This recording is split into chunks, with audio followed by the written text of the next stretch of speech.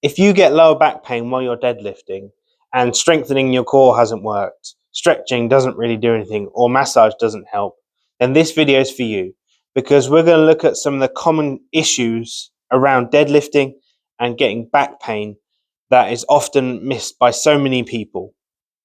Hi, I'm Jared Rains, and this is the Rapid Relief Injury Lab.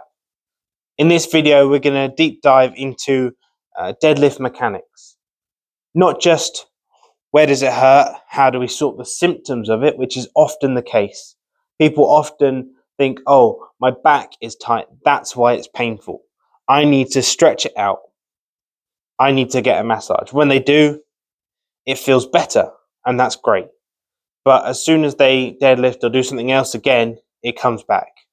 And they get frustrated because it's just a cycle. And they feel like they've messed it up. But actually, it's the issue with the movement of deadlifting.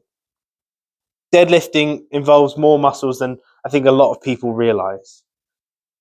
It involves a lot of movements that we don't even necessarily consider unless you have to, because people are getting injured all the time and you're trying to assess what the driving force is behind it. And that's exactly what I do.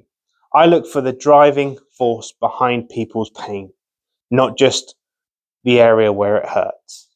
Because if we can fix what the missing piece is, then it often corrects itself very quickly.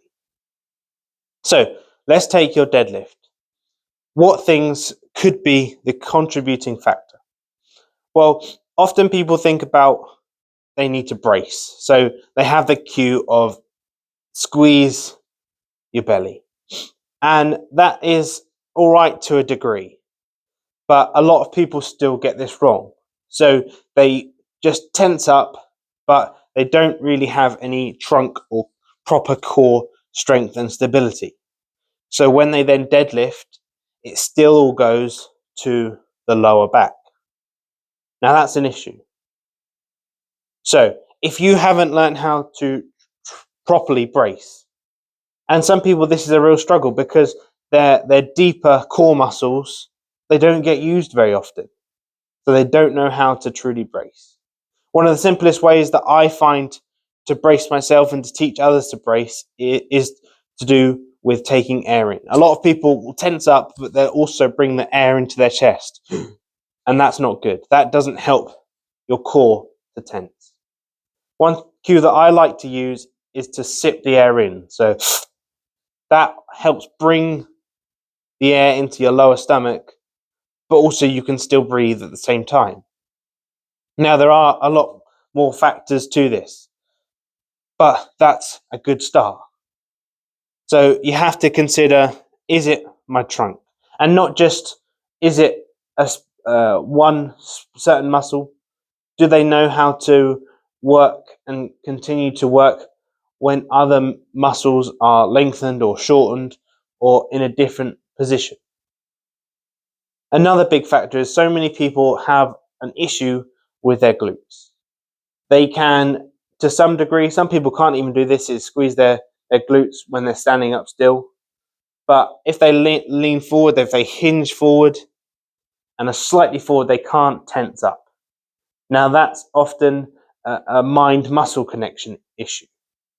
And that just takes repetition to be able to learn, to be able to control those muscles at an extended mobility, essentially. So strength in extension.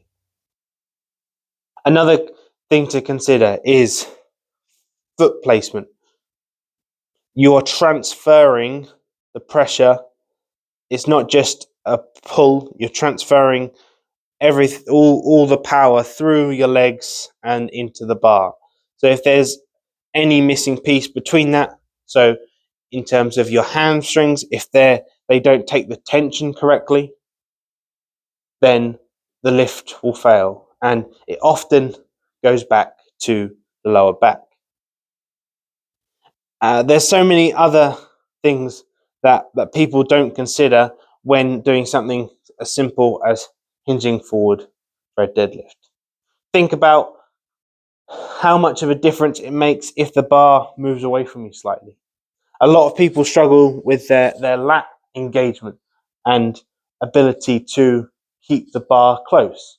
So what happens? Well, the bar moves away because they can't draw their arms in via their lats, and it creates more pressure, more tension.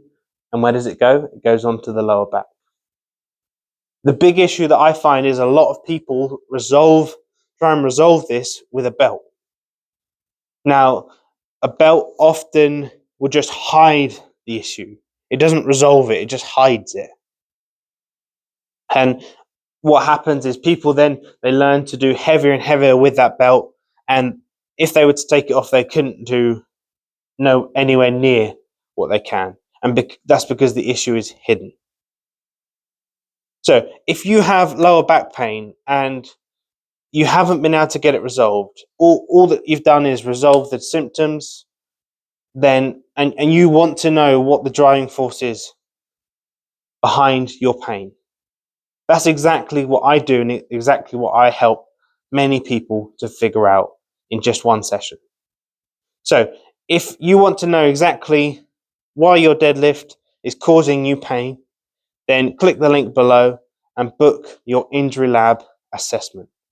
We'll take the time to analyze everything within your movement patterns to understand why there's pain, what is causing it, and then we look at a clear picture moving forward as to how we're going to correct it and move forward, so that you can not just fix the problem but also prevent it from coming back in the future.